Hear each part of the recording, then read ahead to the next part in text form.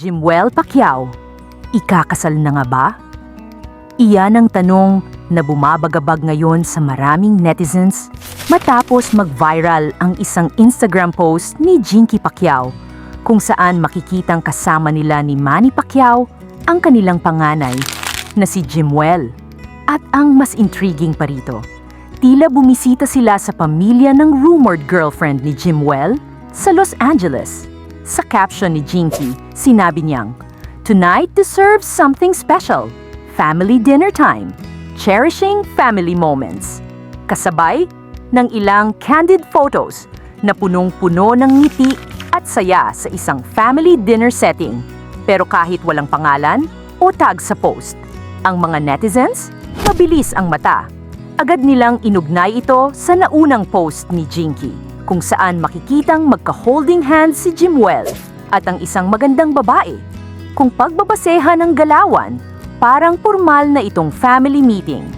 At kung susundan natin ang kultura nating mga Pilipino, alam natin na kapag dinala ka na sa bahay at ipinakilala sa pamilya, lalo na kung kasama ang mga magulang, aba, seryosohan na yan! Pero sino nga ba ang rumored girlfriend ni Jimwell? Bagamat walang opisyal na kumpirmasyon, marami ang nagsasabing ito raw ay isang half-Filipina based in the US na non-showbiz.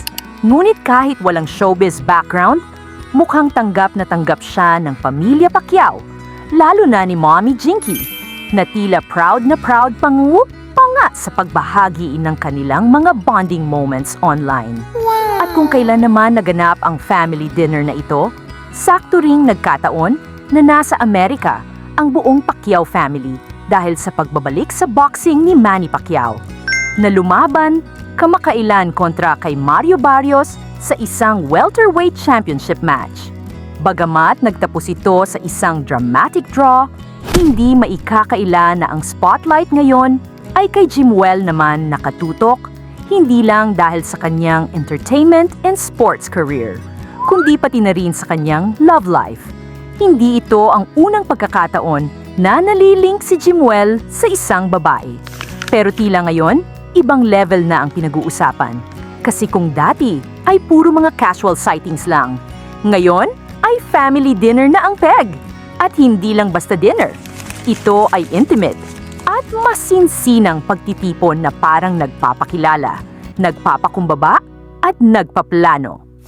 Maraming fans ang nagsasabing baka raw may pamamanhikan vibes na ang dinner na ito, o baka naman simpleng bonding lang. Pero kung babalikan natin, madalas ganitong setup ang nauuwi sa engagement announcement sa mga kilalang pamilya, lalo na kapag public figure ang anak. At ang tanong ng lahat ngayon, gaano na nga ba kaseryoso ang relasyon ni Jimwell? At kung totoo ngang nagpapakilala na sa pamilya ang rumored girlfriend niya, ano kaya ang susunod na kabanata